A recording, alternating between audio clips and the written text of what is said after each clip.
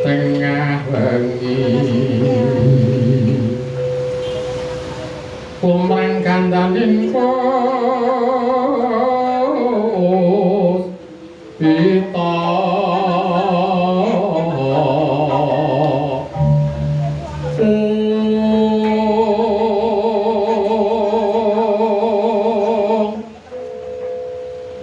karenganing putya nila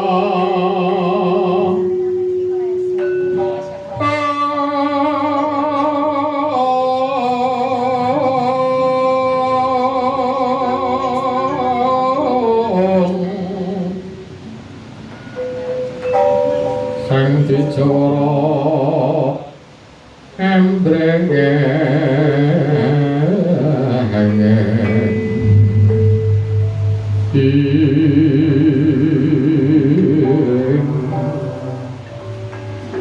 lir swaraning metu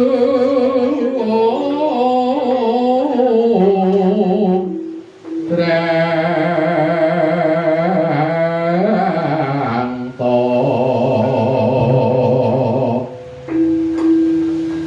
manungsa sarining kembangan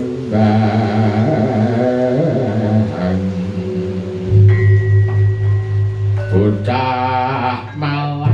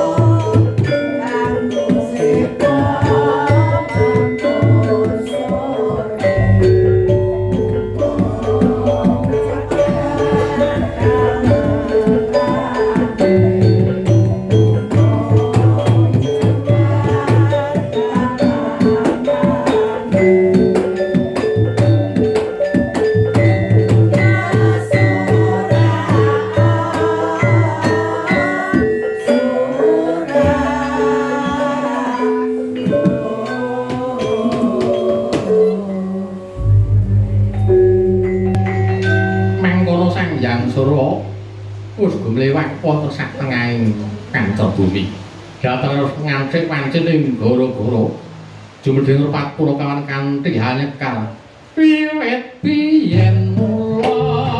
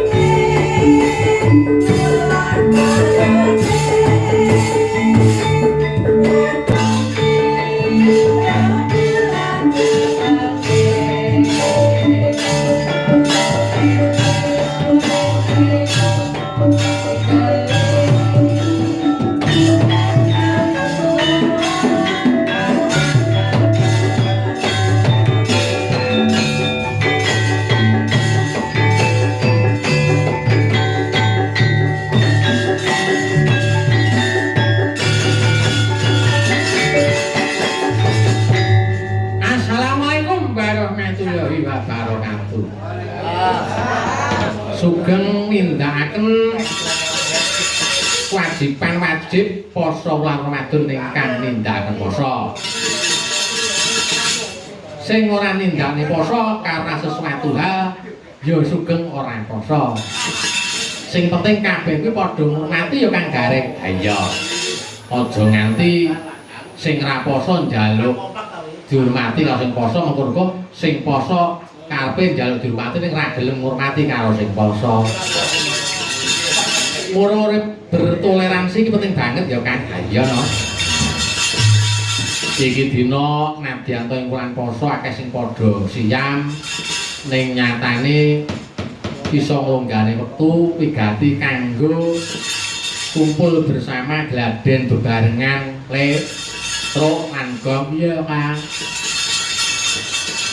Supaya kabeh iki ya ora terus dupeh poso terus ora gelem tandang gawe apa-apa ora berkegiatan apa-apa terus dadi pasif ya ora. Dadi jroning kegiatan kaya biasane awake karo nindakne poso kuwi leh nahan rasane iki piye. Ya engko lulus lan orane ya ning kono kuwi. Ya Kang Gareng para nyata. Mula aku ya ora serujuk nek dumeh poso terus mbuyarne warung lan sak panunggalane ngono Kang ora sarujuk. Mergo jeneng wong golek rejeki iki ya nganti dilarang pihake. Monggo-monggo sing poso poso ra poso kuwi ya hake dhewe-dhewe, engko tanggung jawabe Gusti pangerane ya dhewe-dhewe. Terus ya aja meksa-meksa. Dumeh pamane aku iki agamaku Islam terus apa-apa jenenge ngongkon wong kabeh kok mlebu Islam ya aja. Mergo kuwi panggilan hatine dhewe-dhewe. Sing rasuk ning agama Kristen ya ben dadi Kristen sing saapik-apike. Sing ning penghayat kepercayaan ya dadi wong penghayat kepercayaan sing saapik-apike. Sing nderek Buddha Hindu ya nderek Buddha Hindu sing saapik-apike. Sing nganut agama Islam ya dadi agama Islam sing kafah tenan. Nek dadi awake dhewe paribasane iki ngrasuk agama Islam. Iso uga awake dhewe iki slamet saka agamane awake dhewe, iso ora slamet ya kok agamane dhewe. Mengko-mengko suwarike sing agama liya dheweke kono ya iso slamet mergo agama sing dirasuk, iso ora slamet mergo agama sing dirasuk. Kabeh mau ana gumantung marang niat awake tuling dhewe-dhewe. Lah engko sing ngadili ya dudu menungsane ngene iki. Mula ora menang kok terus ngendhekne agama liyane. Iya kan, sing wenang ngadili iki Gusti dhewe. Engko rumangsane awake dhewe rumangsa suci, rumangsa apik dhewe ning jebule ning ngarsane Gusti urung karuan. Sing sok dipaedu dening awake dhewe bae malah sing bener. Mula aja sok maido. Kabeh iki ya Gusti. Lah iya iki kadang-kadang kabeh padha sayek sarembuk wigati mujudke kumpulan nadyan to wulan poso tetep kumpul. Ya ora ketang-ketik apa sing digawa didharmane kanggo kanca-kanca kabeh sing padha ngumpul. Ana sing ngasta sego, ana sing ngasta lawang jangan, ana sing ngasta kulupan, ana sing ngasta sambel tok. Sambel tok iki to, sambel tok iki sambel tumpang Kang Gareng. Nek cara kulon-kulon ngarani sambel tok. Mergo ya kaya Pak Irawan kuwi sing ngasta kuwi biyen kulino kos. Apa bedane sing kos ora kos? Nek bocah kulino kos iki mesti pinter masak. Mergo di jaman panjenengane sak aku Pak Mukyan mendhuwur kuwi biyen iki tabu nek bocah lanang utawa wedok ora iso masak jroning nalika isih kos isih sekolah. Mudi kawruh kuwi biyen tabu kan. Beda karo saiki lanang wedok kabeh ya tuku matengan. Lha nek saiki ya uga ora padha bisa masak. Iya. Eneng sing ngasta sambel goreng ati. Sing penting dudu patah hati ya Kang. Matur sembah nuwun kagem ingkang ngasta Mugi-mugi menapa ingkang panjenengan tindak menika dados catetan amal ibadah utami wonten ngasanipun Gusti saged nyampurnakaken dharma kula dharma panjenengan sami. Iki sing ngato sing ora ngrasuk ping agama Islam tok sing nadyan enten sing Protestan enek GKJW padha ngasta wiganti padha nyengkuyung ngurmati. Ya iki ngiras pantes nindakne dawuh Mutakula tentang kebinekaan budaya iki karo persatuan Indonesia sila daripada Pancasila sila ketiga ya. Kalau kaya Bu Etni, Guru Diah, lan sakanunggalane sing Pak Guru, Bu Guru kabeh mesti nyengkuyung hasrat utawa hajat sing kaya niki kan gara-gara. Yo nyuruhaken yo. Aku ning ser-seran iki kok mirsani jenenge Guru Diah iki nek nyamping guru apik men. Nek liyane wis kulino ngerti. Wis ning Bu mbok nyuwun berkahipun monggo nyekar samping guru mumpung menika kaktipun tak kesana. Ayo. Ayo matur to Kang Garing. Ayo matur no. Iki rangira-rang legiwa jebule tanggane ngawake dhewe asal saka kampung halaman ya. Ya padha nang kene. Jemben kondur Bu nggih. Alhamdulillah kondur nang Ngawi. Kula nderek titip sungkem nggih Bu. Kunjuk dateng calon mara sepah kula. Kaya ngono. Ora ngira jebule daleme ngrambi perbatasan Jawa. Terus ndi cowok saya mau siap? Siap. Ayo. Monggo Bu. Buka celuk napa diwiting gamelan? Nah. Guru Diawati karo Bu Etmi wis jandunan pinter Daud nyinden ya pinter. Nah wahyune sinden iki ning lawang karo ning blimbing kok Le. Oh iya, heeh. Ning lawang iki jenenge Bu Kartini wah sindenane ya dapi-dapi. Bu Etmi, Bu Rudiah iki krana manggon ning kono ya oleh wahyune sinden. Nah ning blimbing ya Bu Eko, Bu Supiah, Bu Parang, Bu Nardi ning saiki ora iso rawuh, kabeh daleme ning blimbing. Mergo danyangane kono iki danyangan swara ati.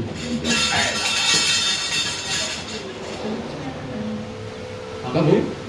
Nek jaman berjuang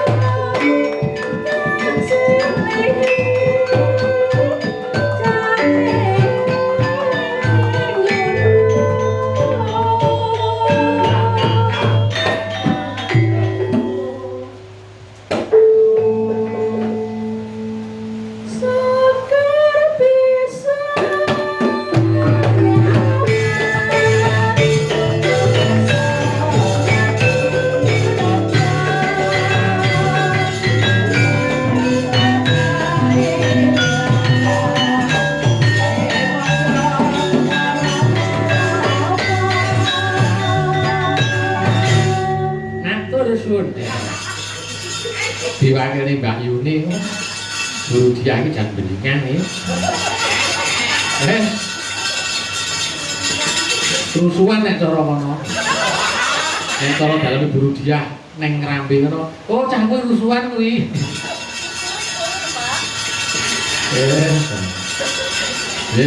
sembah nuwun Bu Etmi sampun nulis sarirani adike kula iki jam rukun tenan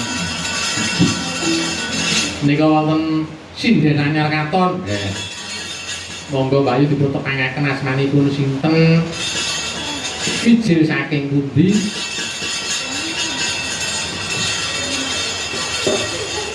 monggo menawi kersa nyuwun berkahipun badhe nyekaran napa Batur kersa. Ngrawet Pak menika. Nggih pangapunten nek ngaten. Dipun lajeng. Ya Kang awake dhewe wis suwe ramirene suwanten Ibu Parlan. Mergo sawetara wektu kesehatane nalika semana iki rada terganggu. Mumpung iso rawuh monggo Bu nyuwun berkahipun badhe nyekar menapa nek adat lumpia iki ya Sri Huning cerita tentang kepahlawanan tentang kepatriotan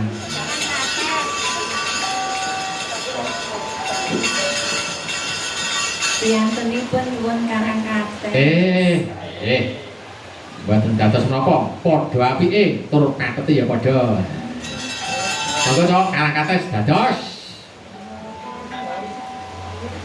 karangkates bendungan ingkang karangkates bendungan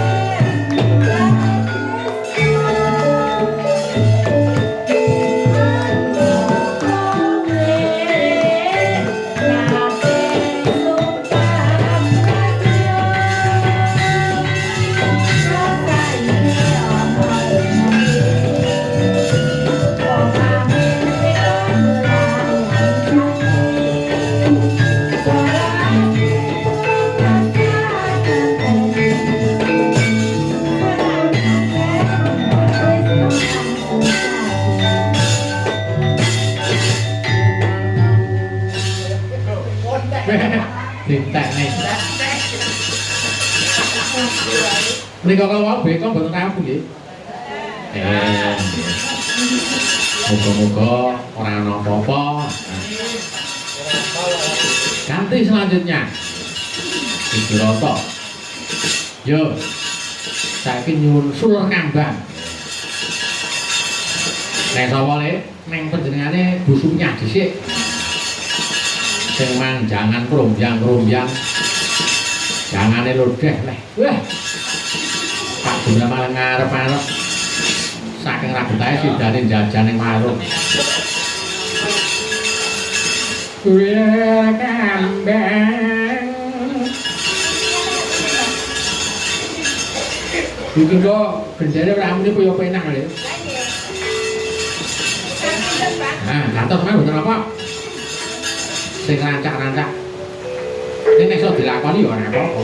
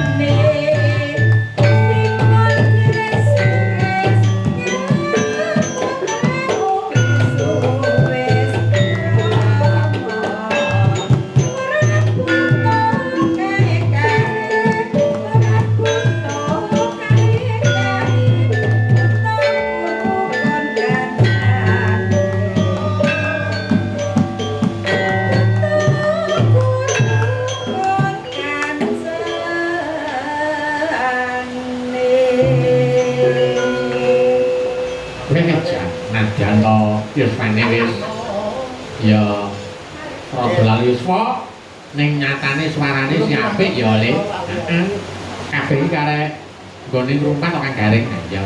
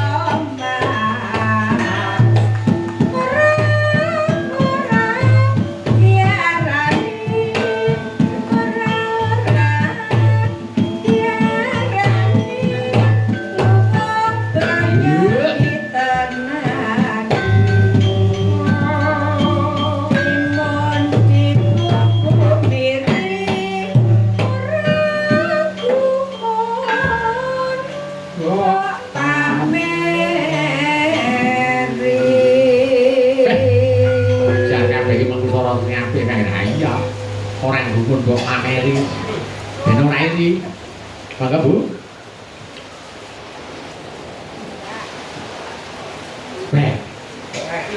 Halo.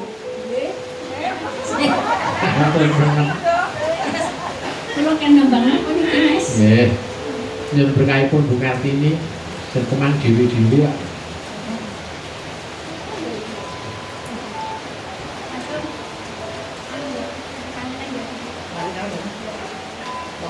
aku ki nek wayangan ora ngrungokne swantene Bupati ini rasane ora jangkep. Ya.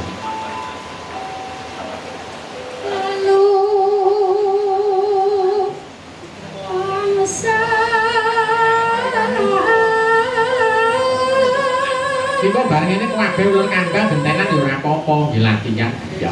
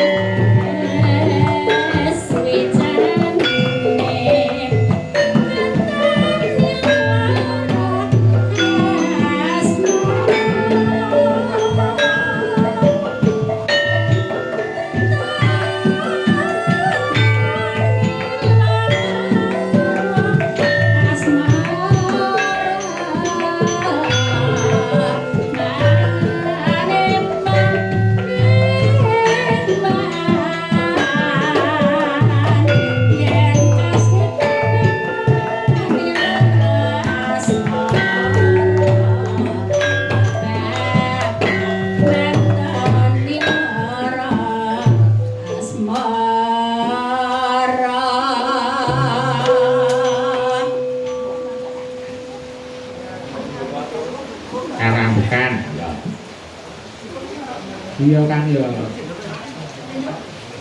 kahanan kabeh padha poso. Injih. Mas Gareng, Terus pundi, Pak? kula dangu mboten kapireng sowan niku Pak Sofyan juga. Lah dalah. Sinoso saben dina kepanggih. Nggih. Namung mboten nate kapireng swantenipun.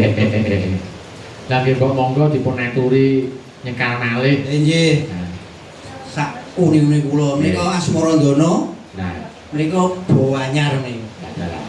Alhamdulillah dipun cobi, Pak. Nah, Mangke dipun dawuhaken wonten Guwa Semara nggih. nggih, sip.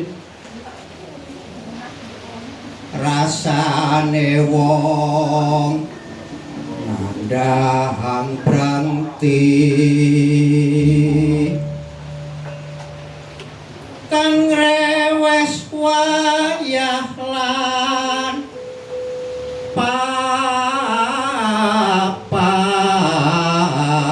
papan. Ayo Pak Guru ya dadi ya pinter repto. Amung endah ing rasane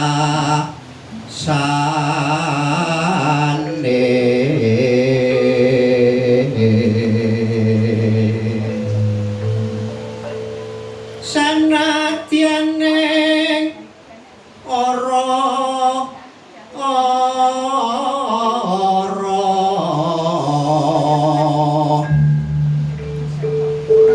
anggone andom tresno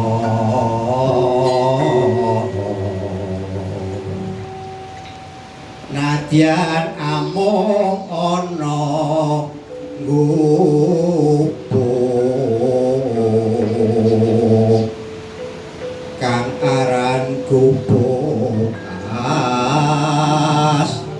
Asmara.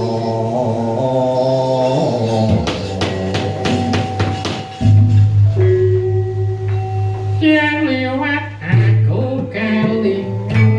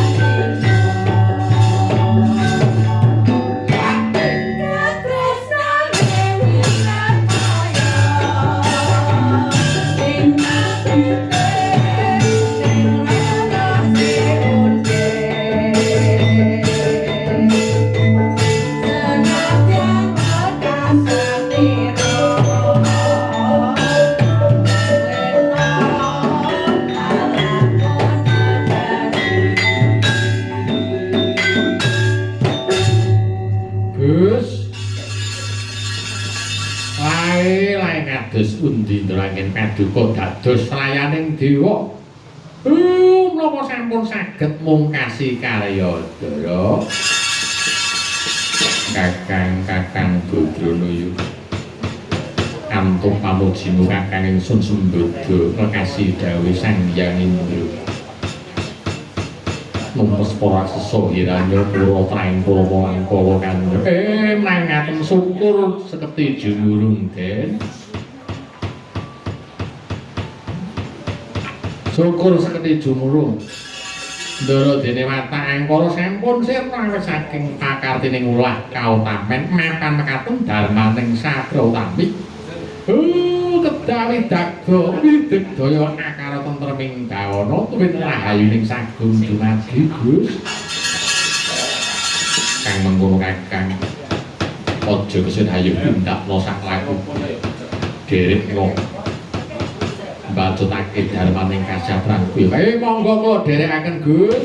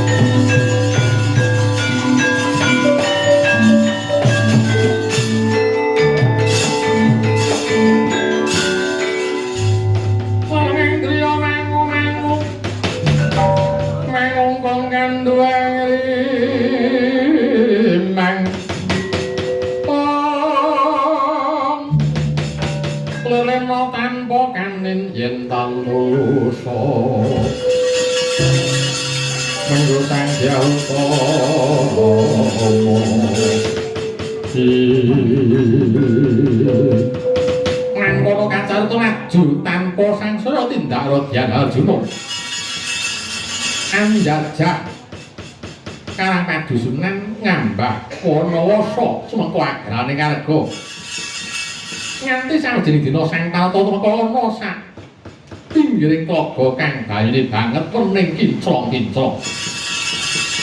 Kesengsem tiasara Sang Dinagus nedya Suryan Sarana tirtaning tlaga. Lagi wae sukune nyemplung pinggiring tlaga dumadakan ana sawijining baya putih kang gedhene kagila-gila. Nyaut Sang Arjuna kira manengah.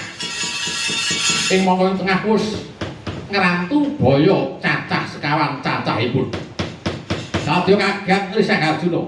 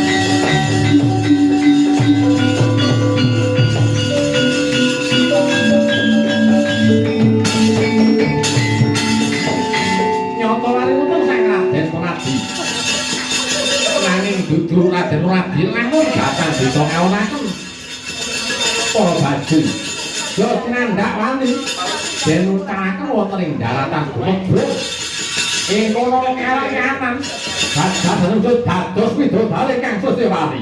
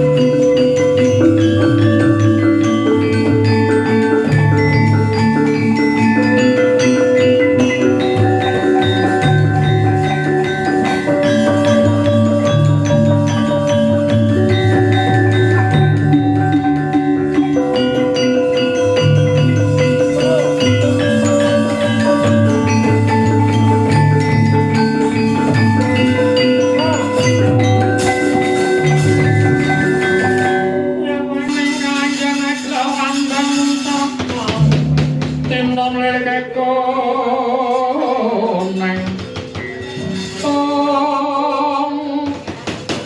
Sulam sorotetan padang kasor lan pajari Purnaning gegono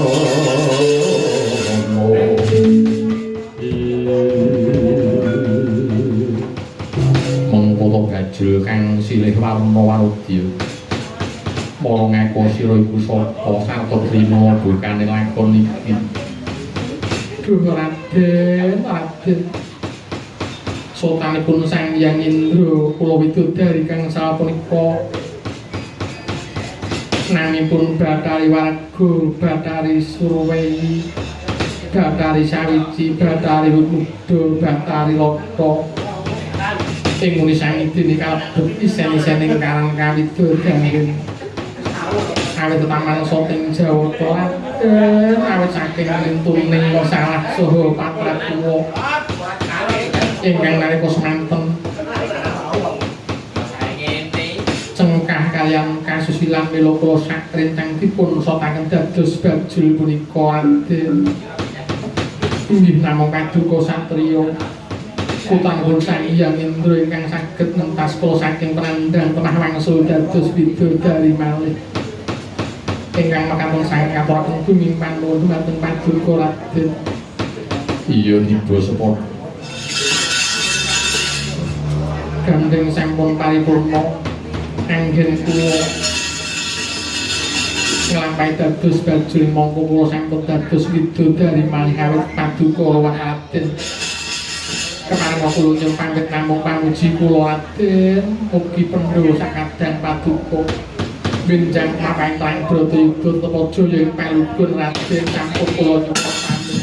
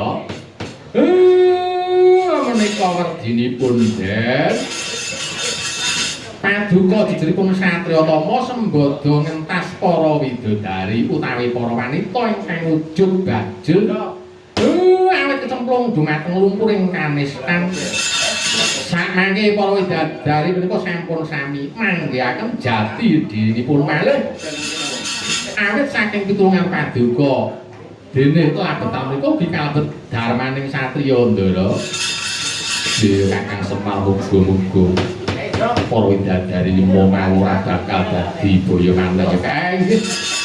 Mugi-mugi para widadari kala sampun wangsul dhateng Karang Widodaren boten dados boyo malih Gus. Kang mengkono Kakang ayu lan ndhatake nggonku nindakake darmaning kasar. Monggo Gus kula dherekaken Den.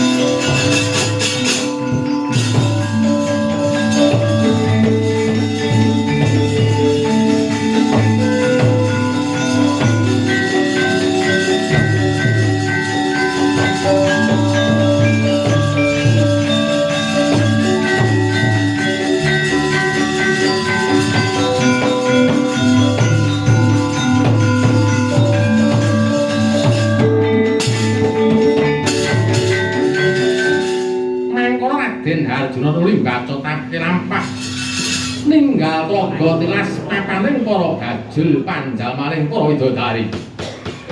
Laju samsu ageng tindake ora sangandana. Jatang kanton para wulu jumbu tansah setya tuturi tindaknya sang Palguna. Semoga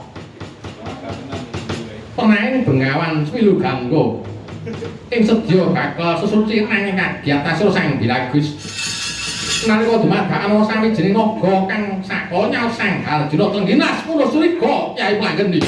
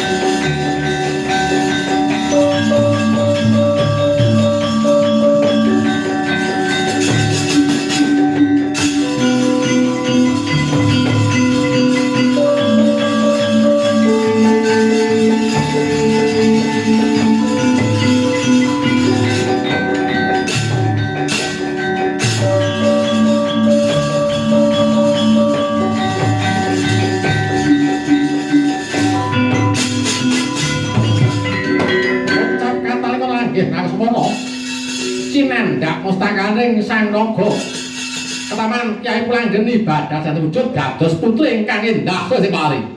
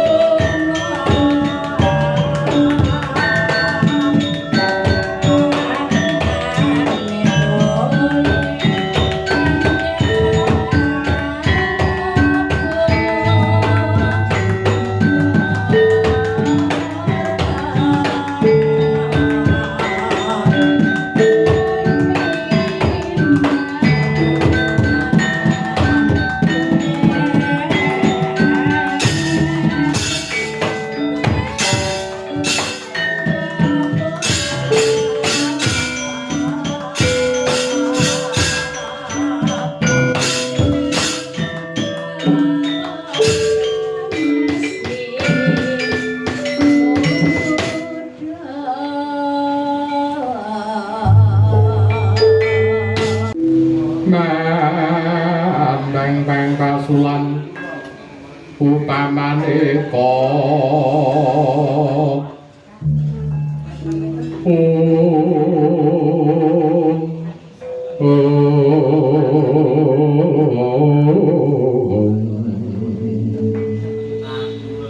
lintang toyo kusumaya naya sumawut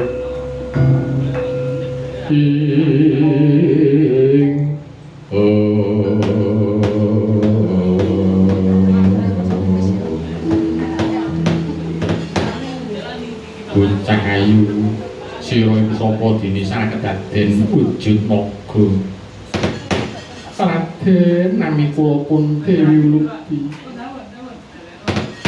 anggen kula wani naga mboten saking sakedaden nanging panjenipun kula saged mancala wani dados naga Raden awit calebunipun kula menika sutanipun naga Kulaya ingkang raton wonten dasaring samudra taksih taipun naga Irawata anggen kula mindha warinaga mapan kula tumawa supados saged nanggihan paduka Raden apa marmane dene banget anggonira kepingin nanggiya kelawan ingsun Lukti Duh Raden mustikaning Caprawet saking boten kawinyan dijintrakan ning manah ingkang remuk-rempu kataman jemparing asmara ingkang ngrantas manah kula dados boten wonten saraning sabda kejawi namung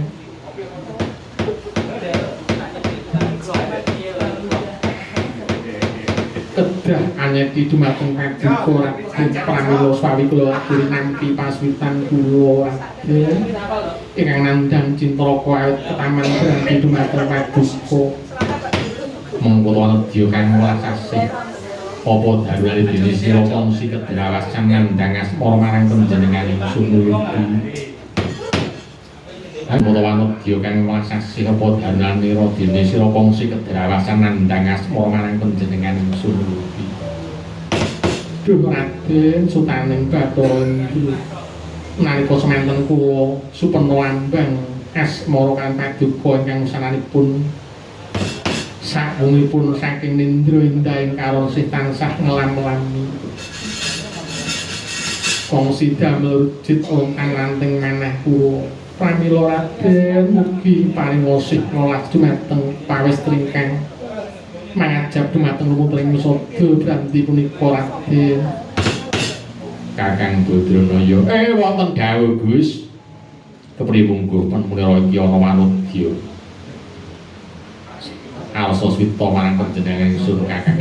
Gus. Prayogi paduka tampi pasutanipun Ndara. Awit punika bisa tunggaling dharma utami welas dumateng kasangsaya. Ngusadani dumateng ingkang nandhang raga.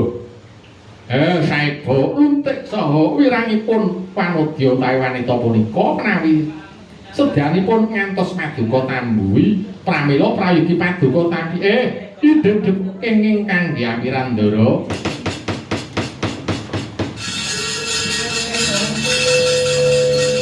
Indriya mengu-mengu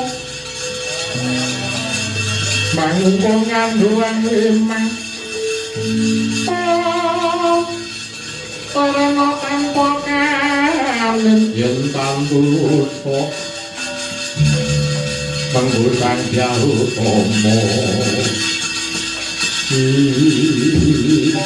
yen tope mengkono yayi ayo tak turuti branting ning manasnya ayo nderekake mancing rokakan dunung.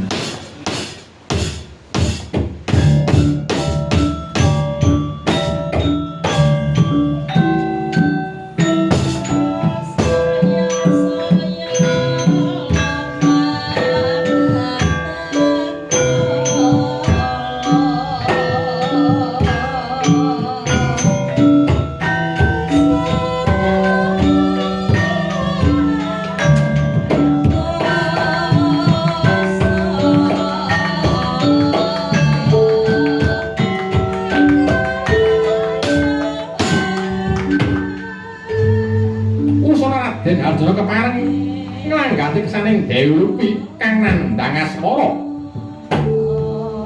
Kota kacarita gancanging carita. Raden Harja katuran kampir marang uraning Nagakraya kang dumunung aning dasaring samudra. Haning patunggaling Dewi Lupi. Raden Harjuna lawan Sang Dewi nutuke karsa nglaras careming lulut. Raja Satracandra Raden Harjuna tumandhak eneng puraning Dewi Lupi. Sang Dewi katon anggarbeni Sang Gragus. Biasa pamit batu tak nglampah lara brata. Mangkala mriki Sang Raden Gragus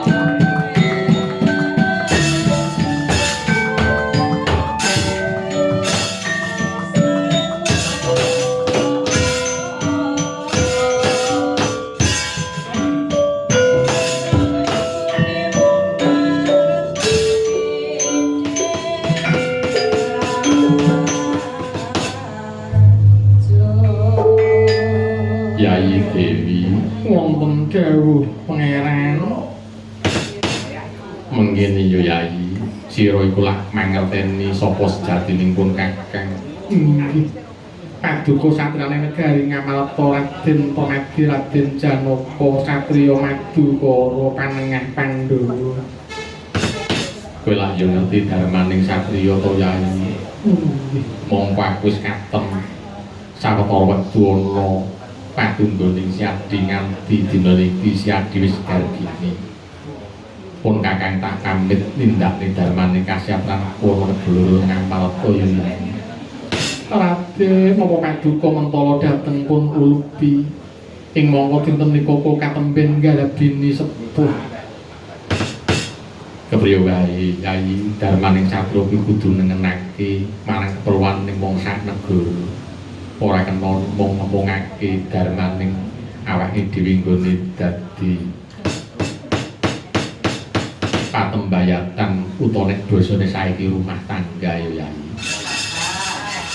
Inggih nanging mesaken dhateng kula dinten nika kula nggarbini pangeran.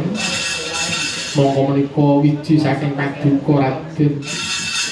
Nggih kepareng ngono ngantos sawise jabang bayi ora Yayi kumendhap salah kesuwen negara mbutuhake marang pun kakang.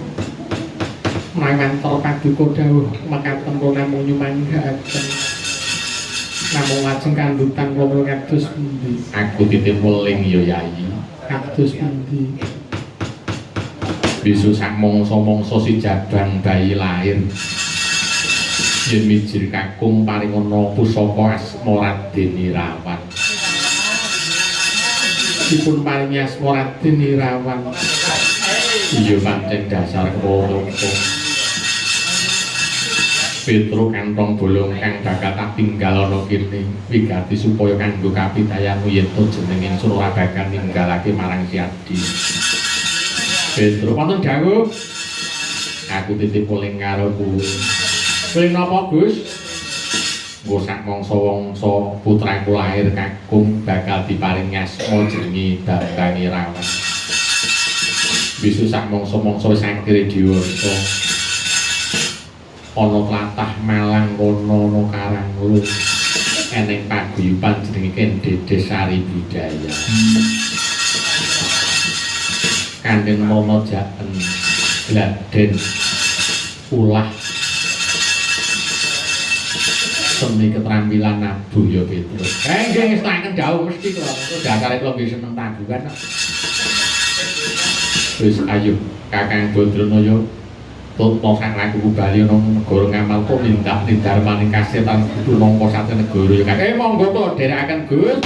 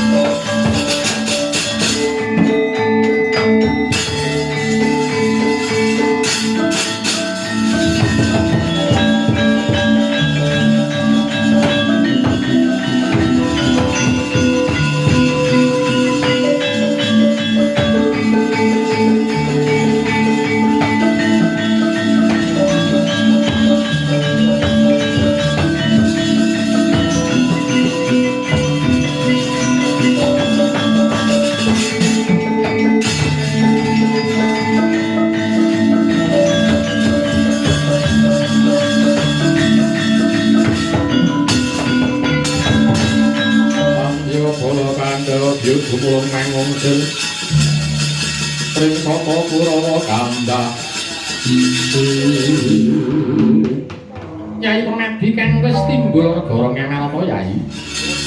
Inggih Koko Prabu. Mentah saka ngendi? Tindakan darmaning kasatriyan kula. Sawetara wektu kowe dadi saning tukulun Bathara Indra. Inggih. Entas para widodari cacah 5 kang maune keneng soting Sanjang Bathara dadi bajul. Mangkono wis sira ruwet dadi widodari maneh lah ngono to. Nggih, paduka sampun kerja ngerti no. Mbak Tutangkelangku disaut naga. Laing naga Kuraya jenenge Bathari Lupi. Saiki dadi garwamu. Nggih paeken dawuh.